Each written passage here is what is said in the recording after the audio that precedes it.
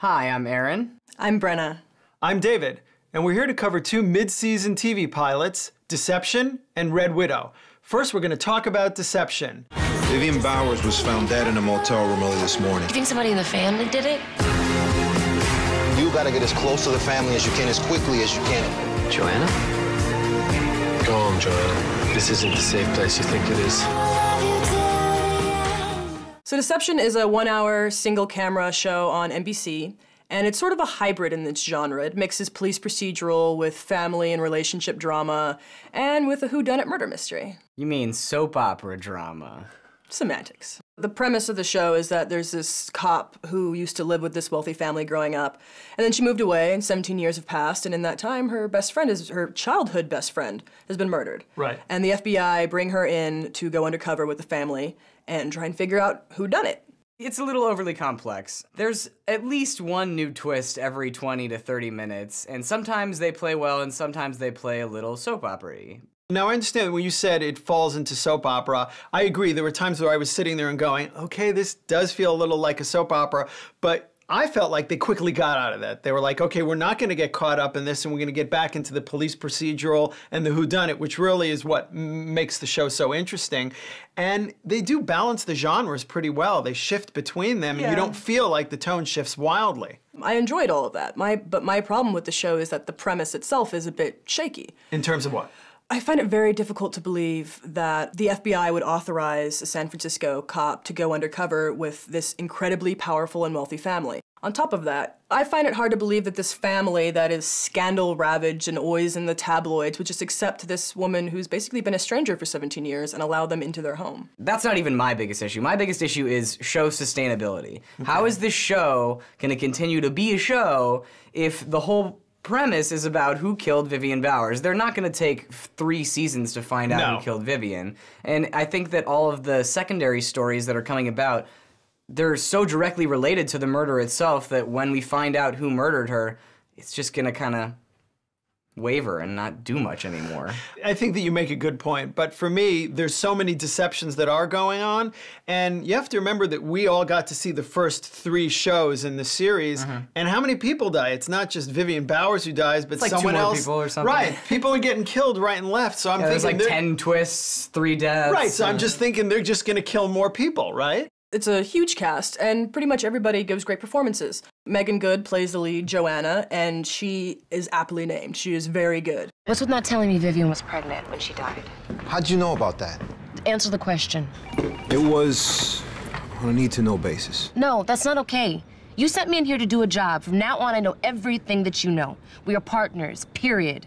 She's good at playing this sort of double role. Right. Because she's trying to get these people to trust her and get into their inner circle at the same time while she can't trust anybody. That's right, hence deception. Along with her, we have Tate Donovan, as we mentioned, playing Ed Bowers, the oldest son, and he is awesome. Yeah, he's really amazing in this. I hated him right away. Yeah, well, then that's good. Okay, that's a good thing. But the best part about him is that now that we've watched 3 episodes, you realize you don't completely hate him, and he has good qualities about him, which is nice. Most of these characters are all multifaceted, and the cast does a great job of portraying all these different angles.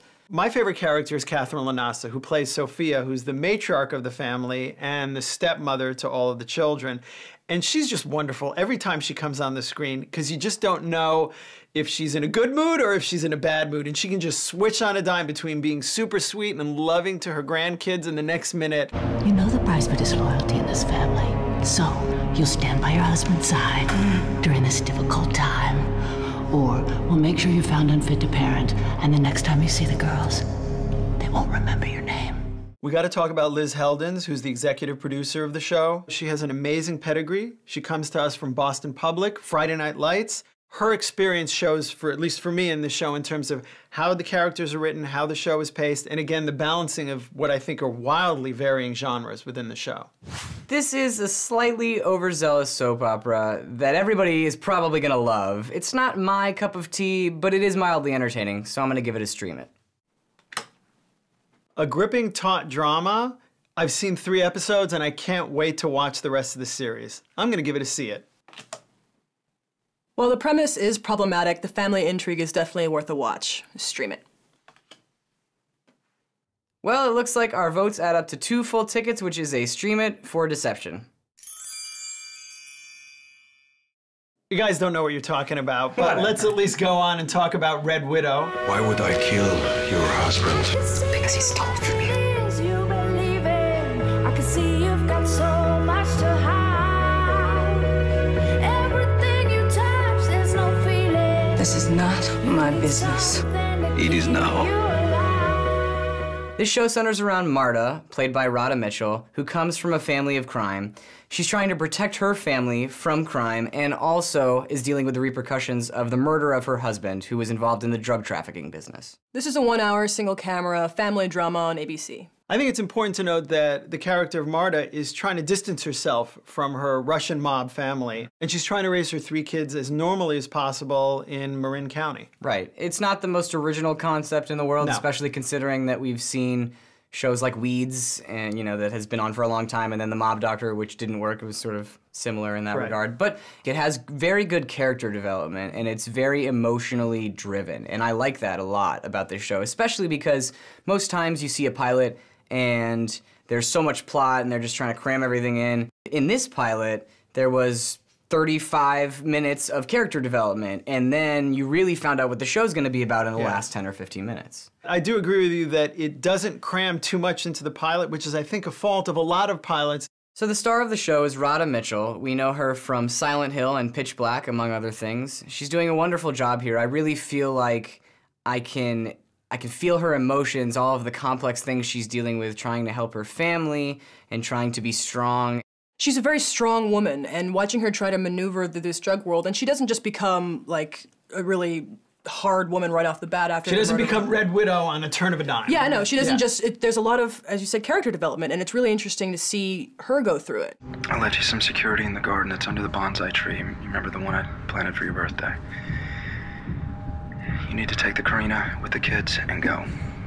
Like we talked about, just go. Her never-do-well brother, Erwin, played by Will Travel, really screws up, and that's when things go very bad. He's very, very unlikable, and in a good way. Yeah, it's not because he's a bad actor, but because he's just an evil person, and we don't like him, and he's lying all the time. Will Travel does an excellent job of being slimy, and a lot of it's I attribute to a mixture of a great script and great acting. And he just reminds me of Kramer from Seinfeld. He has all of these different business schemes, and they all go wrong, but clearly the tone of it is much different. He doesn't walk around like this all the time. But yeah, it's just the same thing. It's just like, okay, what are you going to come up with now that you know is just not going to work? Yeah. My favorite performance in this would have to be Radha Mitchell, because he's amazing in everything he does, and he's everybody's resident Eastern European badass. And he comes in and reprises that role. So one of the showrunners is Melissa Rosenberg. She was a head writer on Dexter for a few years, also an executive producer of Dexter and The OC, and she penned the lovely Twilight Saga scripts. Right. Ooh, yay. And again, we also have Howard Klein. Right, he's the other showrunner. And he has been a producer on Parks and Rec and The Office. Right, yeah, this show really has a fantastic pedigree between the two. So the pilot was directed by Bill Gierhart, who's worked on Walking Dead, Sons of Anarchy, Breakout Kings, Torchwood. So he's got a lot of experience with these kind of gritty shows, and it's definitely evident here. This is a strong beginning for what appears to be an intense and gritty show. See it. I'm very intrigued by the story, its potential, and its great acting. I give it a see it. I thoroughly enjoyed this touching and dark drama, and I can't wait to see more, so I also say see it. It's unanimous! It's unanimous. Yes. To Red Widow and Deception. Just Red Widow. I personally liked Radha Mitchell. You can't like him if you can't say his name, Aaron.